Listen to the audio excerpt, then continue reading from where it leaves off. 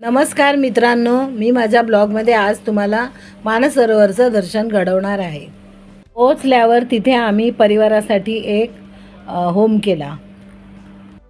या ठिकाणाला बागेश्वर धाम असं म्हणतात आणि तिथे बागेश्वरी देवी आहे, तीच सती तीच पार्वती। आणि विशेष म्हणजे या देवळामध्ये सती मातेची जिभेचा अंश पडलेला आहे। जेव्हा ती दक्षाकडे गेली होती, दक्षराजाकडे यज्ञाला, आणि शंकराला अजिबात मान न दिल्यामुळे ती खूप चिडली आणि चिडून तिने तिथल्या यज्ञाच्या अग्नीतच स्वतःला दहन करून घेतले। आणि त्यावेळेला तिचं शरीर घेऊन, जळतं शरीर घेऊन शिव शंकर ब्रह्मांडात फिरत होते आणि त्यावेळेला तिची जीभ तिथे पडली। ती ह्या समोर दिसणाऱ्या देवळाच्या आतमध्ये आहे, गाभाऱ्यात। आणि आजसुद्धा ती प्रत्येक भक्ताला दर्शनासाठी उपलब्ध आहे। 10-10 लोकांना आत घेऊन दरवाजे चारी बाजूनी लावतात आणि भटजी ती प्रकाश पाडून ती जीभ दाखवतात। त्यानंतर दुसऱ्या दिवशी आम्ही कैलास दर्शनासाठी एअरपोर्टकडे जाण्यास निघालो, नेपाळगंज एअरपोर्ट। आणि आमच्या आयुष्यातला सर्वात सोनेरी दिवस उजाडला होता। त्यानंतर बघता बघता आम्ही आमच्या एरोप्लेनजवळ पोचलो आणि आम्ही प्रत्येकजण क्रमाने प्लेनमध्ये चढलो। बहुतेक आम्ही सगळे समवयीनच लोक होतो, स्त्रिया आणि पुरुष, आणि त्यामुळे सगळ्यांचाच आनंद द्विगुणी झाला होता की स्वप्नातला कैलास आम्हाला प्रत्यक्ष का होईना विमानातून पण दिसणार होता। प्लेनमध्ये चढल्यानंतर भटजींनी आम्हाला आदल्या दिवशी दिलेल्या पॅकेजमधलं शिवलिंग काढून घ्यायला सांगितले हातात, आणि त्यांनी हातात आमच्या एक एक बेलपत्र ठेवले आणि ते त्याच्यावर धरून बसायला सांगितले। जेव्हा कैलास दिसेल तेव्हा त्याच्यावर आमच्याकडे दिलेल्या मानसरोवरचे जल अर्पण करायचे होते। ती शिशी काढून त्यावेळेलाच ते मंत्रोच्चार करणार होते। आणि बघता बघता हिमालयाच्या रांगा सुरू झाल्या। काळ्या कपारीतून दिसणारा तो हिमालय आणि बर्फाचे डोंगर कापूस पिंजला होता पर्वतावरती असा मला दिसू लागला। आणि हा बघा समोर माझा भोळा शंकर दिसत आहे आणि मी त्याला माझ्या हृदयात, डोळ्यात आणि कॅमेरामध्ये कॅप्चर केलेला आहे। आणि हे विहंगम दृश्य मी पूर्णपणे माझ्या डोळ्यात साठवून ठेवलं, हृदयात साठवून ठेवलं। त्या भटजींनी आम्हाला आतमध्ये येऊन गंधाक्षता लावल्या व शुभाशीर्वाद दिले। अशा प्रकारे आमची कैलास दर्शनाची वर्षानुवर्षांची इच्छा पूर्ण झाली। हर हर महादेव, बम बम भोले।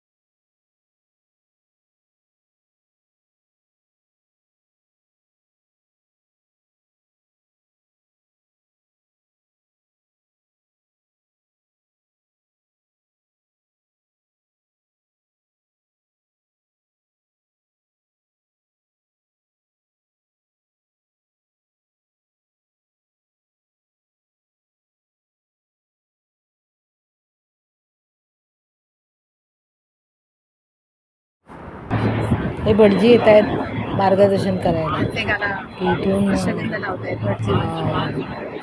चालू होते कैलासची रेंज.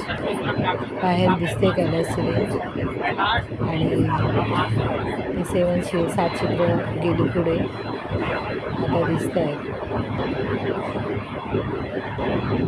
आणि प्रत्येकाला गंध लावत आहेत गुरुजी, प्रत्येकाला गंध लावत आहेत. सगळ्यांना गंध लावणं, सगळ्यांना मानसरोवर हातातल्या शिवलिंगावरती व्हायला देणं आणि त्यानंतर बेलपत्र येतं. आपण आपलं जे काय आहे ते प्रार्थना करायची आणि अशा प्रकारे ती पूजा संपन्न झालेली आहे. मुलीने सगळ्यांना आशीर्वाद दिलेला आहे, सगळ्यांना फुले दिलेली आहे, सगळ्यांच्या कपाळावर गंध लावले आशीर्वाद सोडून. अशा प्रकारे पूजा संपन्न झाली. खूप सुंदर बाहेर दृश्य दिसतं.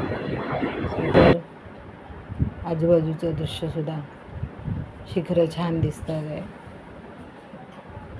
आणि आता आम्ही खाली उतरायला सुरुवात करतो आहे. ही एरोस्टेसेस, हे नेपाळी लोकांना सौंदर्य किती सुंदर दिलेलं आहे ना देवाने. तिला मी किती रिक्वेस्ट केली जरा मास्क बाजूला कर, पण तिने नाही केला. आता आम्ही खाली उतरतो आहे. बाकीचे उतरून गेलेत खाली, मीच बाकी आहे. हे आमचे पती महोदय